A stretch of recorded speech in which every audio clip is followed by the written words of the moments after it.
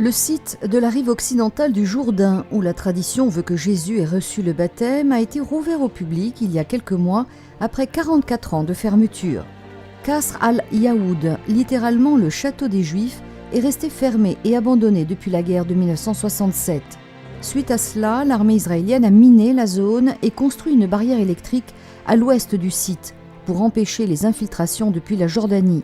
Les différents monastères qui subsistent encore dans les alentours ont tous été abandonnés par les moines qui y vivaient. Dans les années 80, grâce à un étroit passage, il a été à nouveau possible de rejoindre le fleuve et les baptêmes reprirent. L'armée permettait à de petits groupes de se rendre sur place, sur réservation, et les visiteurs ne pouvaient y aller qu'à l'occasion des fêtes chrétiennes. Le Jourdain, fleuve biblique par excellence, est lié au christianisme par les figures de Jésus et de Jean-Baptiste. Depuis le mont Hermon, le cours d'eau le plus célèbre de Terre Sainte parcourt toute la frontière qui sépare la Jordanie d'Israël. Et c'est seulement depuis le 12 juillet dernier qu'a été inauguré le nouveau site grâce à l'initiative du ministère du Tourisme israélien. Complètement rénové, le lieu comprend des rampes en bois pour arriver jusqu'au fleuve et permettre ainsi aux pèlerins un accès facile et pratique aux eaux pour le baptême, mais aussi des zones ombragées pour les sessions de prière et des lieux d'hygiène plus modernes. Les polémiques n'ont pas fait défaut quant à savoir qui veut s'attribuer à tout prix l'authenticité du lieu. La querelle a vu Israël et la Jordanie dialoguer sur deux fronts, et c'est le cas de le dire, tout à fait opposés. Les deux pays avancent des raisons historiques qui se nouent en un débat millénaire. Selon Saint Jean, le Christ a été baptisé au-delà du Jourdain. À Béthanie, dans une localité appelée Sabsaphas, on indique à l'époque byzantine qu'il y jaillissait une source importante.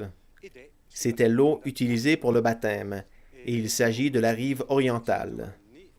Je dis cela car Saint Jean est assez précis dans son évangile. C'est en ce lieu que Jésus de Nazareth alla chez Jean-Baptiste pour un acte que le prophète ne comprit pas tout de suite, et pourtant fondamental pour l'histoire du salut qui s'accomplit à Jérusalem. Se richiamiamo alla tipologia del libro di Giosuè.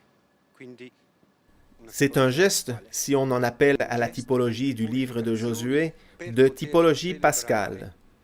C'est un geste de purification pour pouvoir célébrer la Pâque. La Pâque de Jésus est son entrée en terre d'Israël, qui se conclura la Semaine sainte avec sa mort et sa résurrection. La perspective est déjà là, d'autant que l'évangéliste Jean précise. Il ne décrit pas le fait du baptême, mais il utilise l'expression « il a rendu témoignage », c'est-à-dire le Baptiste rend témoignage avec les paroles « Voici l'agneau de Dieu ». C'est la présentation de Jésus comme Messie.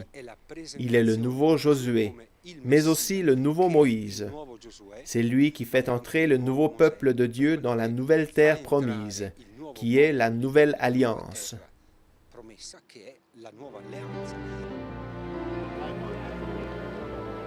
La tradition et la vérité historique laissent souvent la place à l'acte de foi. Et le fait que Jésus ait commencé sa mission ici, entre ces rives, dépasse les frontières idéologiques, et dans ce cas précis, géographiques également, qui souvent centrent le débat sur des questions qui concernent davantage la tête que le cœur.